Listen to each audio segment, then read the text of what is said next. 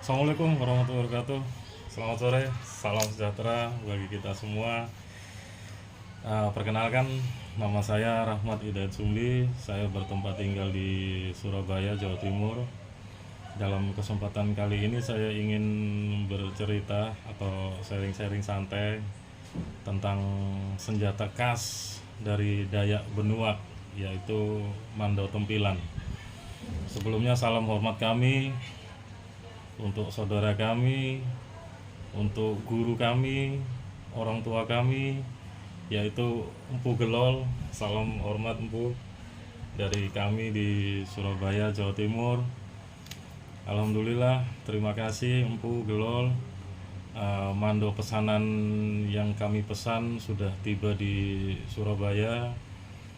Kalau tidak salah 2 hari menjelang peringatan Maulid Nabi besar Muhammad SAW. Maka dalam kesempatan yang sangat baik ini saya ingin membacakan sholawat karena hari ini adalah bertepatan dengan Maulid Nabi Muhammad SAW.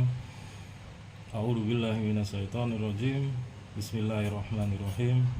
Allahumma shalli ala sayyidina Muhammadin al-Fatihi lima ughliqa wal khatimi lima sabaqa nasiril haqqi bil haqq wal hadi ila siratikal mustaqim wa ala alihi haqqa qadrihi wa miqdarihil azim. Saudara-saudara kami semua yang kami cintai, sebelum saya menunjukkan mando tempilan yang kami terima atau dihadiahkan oleh Empu Gelol kepada kami membelinya dari Empu Gelol, tapi kami tidak merasa membelinya, tapi kami merasa bahwa justru Empu Gelol lah yang menghadiahkan mando itu kepada kami di sini, begitu. Awal perkenalan dengan mando itu terjadi kurang lebih mungkin di 2004 ketika saya masih kuliah. Di situ ada seorang teman dari Banjarmasin, lebih tepatnya itu mengenalkan kepada saya sebuah senjata khas, yaitu mando asli. Saya kurang paham dari mana mando ini, dari wilayah Kalimantan yang mana saya kurang paham, mohon maaf. Cuma dari situ ketertarikan awal saya untuk mando muncullah di situ ketika saya bertemu dengan teman dan dia mengenalkan mandonya itu.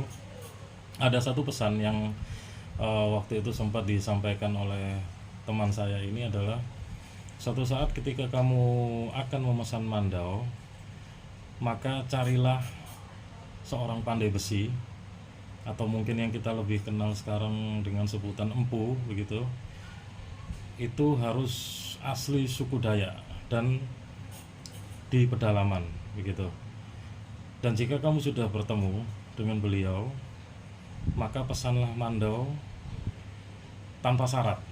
Jadi apapun yang empu itu akan kasih mando itu ke kamu akan tunaikan maharnya, begitu. Karena empu ini akan melihat kamu secara keseluruhan, begitu, kurang lebih begitu isi ceritanya. Jadi ketika itu saya bertemu dengan Empu Gelol, awalnya melihat dari channelnya Empu Gelol, The Father of Tempilan, begitu.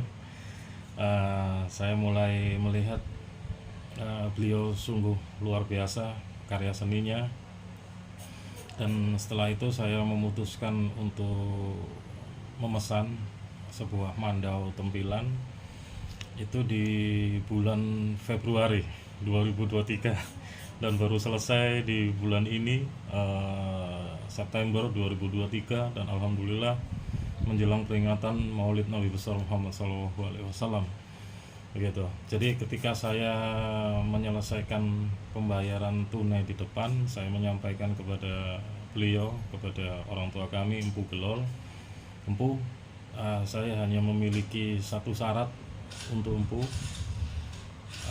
Mando ini murni buatan tangan Empu Gelol sendiri, begitu. Dan saya tidak mempunyai syarat apapun setelahnya, begitu. Jadi semua saya pasrahkan, saya percayakan penuh kepada Empu Gelol. Apapun hasil mandonya akan saya terima dengan ikhlas, insya Allah, kurang lebih seperti itu, gitu. Jadi eh, marilah kita lihat mando yang sudah dikirim oleh Empu Gelol kepada kita.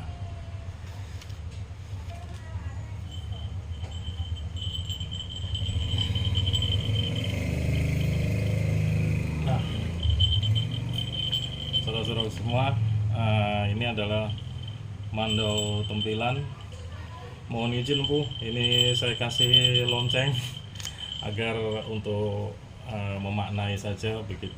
Mando ini jika keluar itu tandanya lonceng ini akan berbunyi, begitu Bu, kurang lebihnya seperti itu, hanya untuk lebih memaknai saja begitu.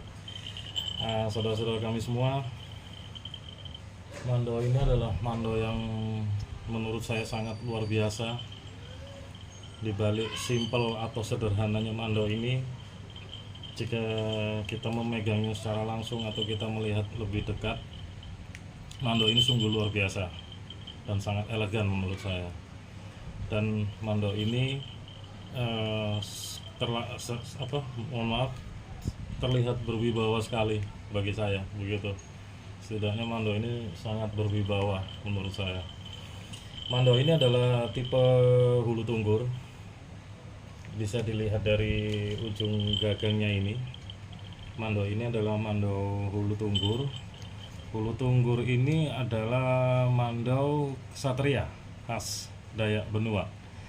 Jadi mando hulu tunggur dari awal pembuatannya memang didesain, mohon maaf, memang untuk membunuh, bukan buat bekerja begitu. Karena mando ini dipakai di masa perang, untuk bela diri, untuk mempertahankan diri dan kehormatan, kurang lebih seperti itu. Mohon maaf jika nanti penjelasan saya ke depan mungkin ada kekurangan, mohon dimaafkan Empu Gelol. Mando hulu tunggur ini dilihat dari hulunya atau gagangnya seperti ini, saudara-saudara kami semua. Saya lanjut untuk detail spesifikasi dari mando tempilan ini. Dari atas gagang hulu tunggur modelnya seperti ini, lalu kita ke bawah. Di sini ada sulatan. Sulatan ini tipenya lanting bekat, kurang lebih seperti itu, yaitu sulatan ini adalah anyaman dari rotan. Setelah itu di sini ada manik-manik seperti ini. Di bagian handle ini ada sopak istilahnya. Di Dayak Benua menyebutnya ini sopak. Ini terbuat dari tanduk kerbau hitam begitu. Lalu fungsi dari sopak ini adalah memperkuat ketika mando ini ditebaskan kepada sebuah objek, maka fungsi dari sopak tanduk ini akan memperkuat ayunan, jadi handle tidak mudah lepas, kurang lebih seperti itu. Terus untuk sarung ini menggunakan gerunggang bebarek. Tipe kayunya itu menggunakan kayu gerunggang bebarek, bisa kita lihat sangat elegan sekali ukir-ukirannya begini. Mando Dayak Benua ini tidak mesti harus ada ukiran, saudara-saudara, begitu yang kami ketahui seperti itu. Terus di sini ada tempusar di sini. Ini tempusar. Untuk Dayak Benua, jumlah tempusar itu tidak menentukan strata sosial begitu. Jadi mau 1, 2 atau 3 itu tidak menentukan strata sosial. Mungkin berbeda dengan saudara-saudara Dayak yang lainnya, saudara-saudara kami Dayak yang lainnya. Kalau di Dayak Benua, tempusar tidak menunjukkan strata sosial, kurang lebih seperti itu. Terus di dalam tempusar ini ada encilau. Mohon maaf kalau mungkin keliru penyebutan. Ada ini semacam kayak manik warna hijau begini. Ini tipe sarungnya adalah semparit. Semparit itu bisa dilihat dari ujung ini. Ini hanya untuk lonceng, ini hanya untuk aksesoris saja yang memang saya tambahkan sendiri. Jadi ketika mandau ini datang tidak termasuk dengan lonceng ini. Lonceng ini hanya untuk memaknai adalah ketika bunyi lonceng terdengar berarti mandau ini telah keluar. Itu yang saya maknai seperti itu, begitu. Lalu di bagian belakang ini ada belawit. Belawit ini fungsinya untuk mengikatkan di pinggang kita. Dan di sini ada tali pengikat untuk yang kita bisa atur ukurannya disesuaikan dengan pinggang kita. Ini menggunakan kulit kayu. Kalau tidak salah seperti itu, menggunakan kulit kayu dan ada penguncinya. Seperti ini penguncinya. Lalu di bagian belakang ini juga dilengkapi dengan anak mandaunya seperti ini, begitu. Kita langsung lihat bilahnya.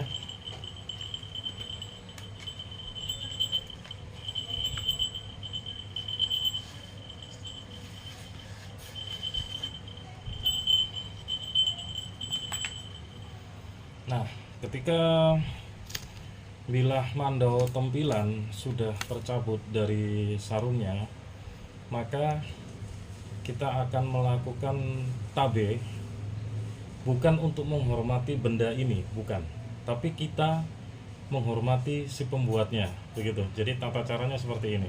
Bismillahirrahmanirrahim.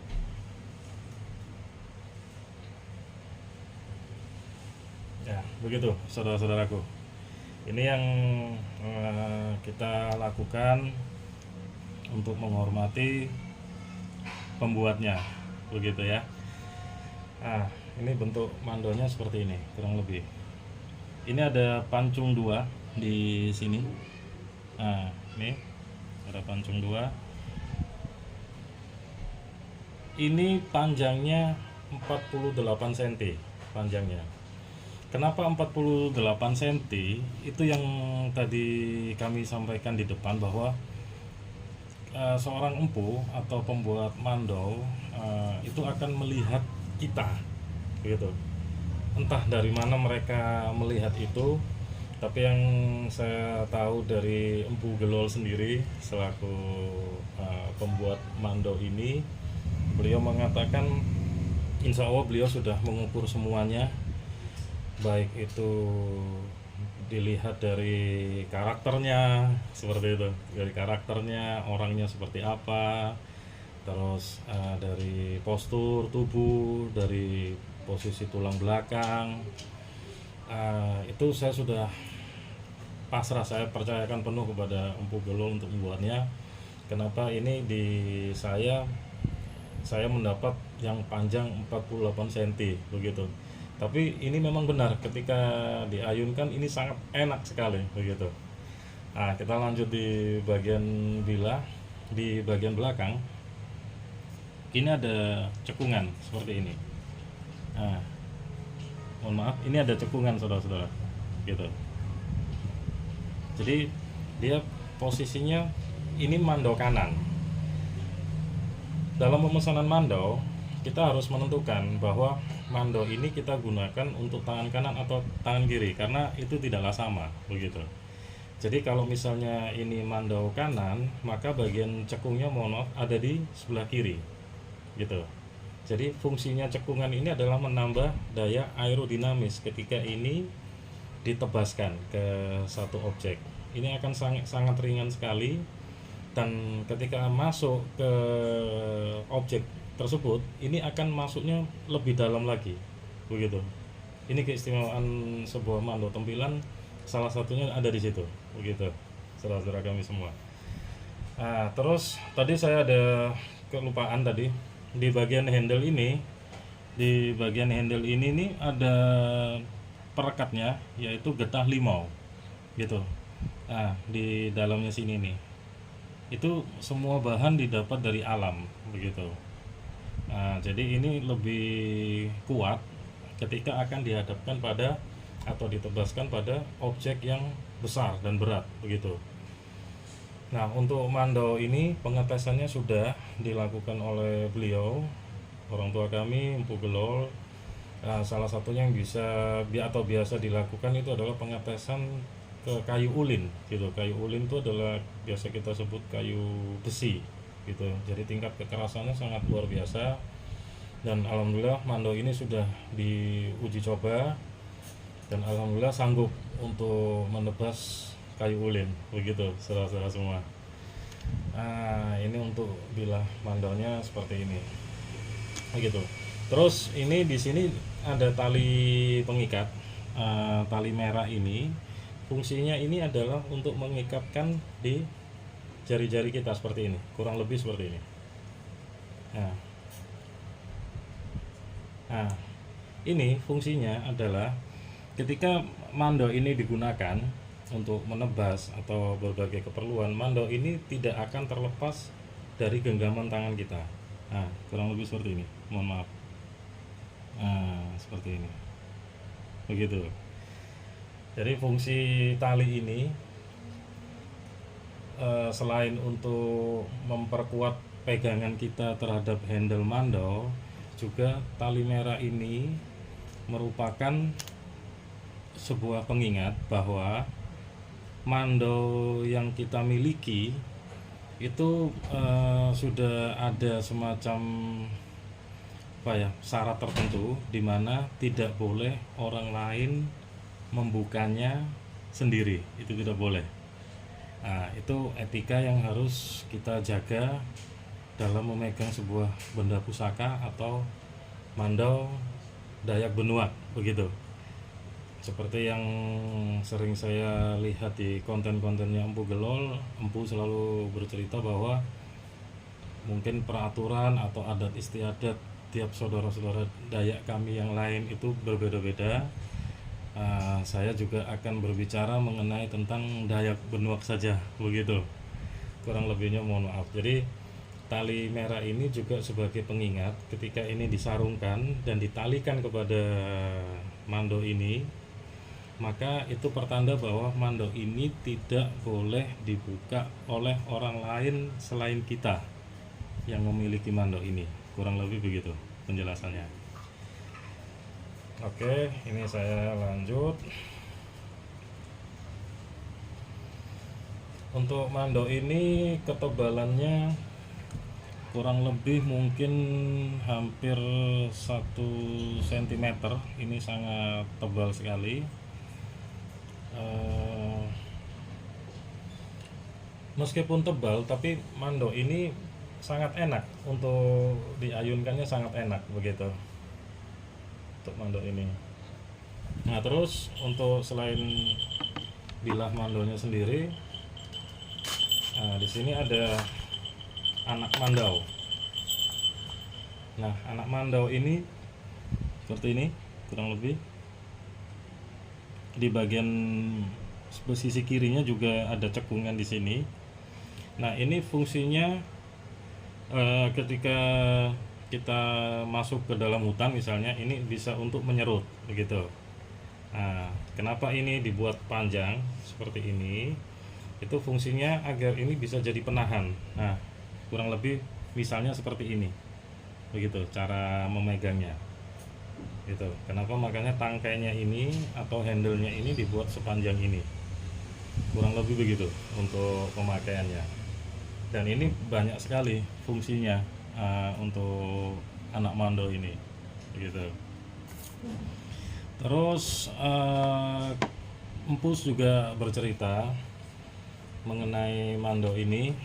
Mohon izin saudara-saudara, saya masukkan dulu kembali mandonya.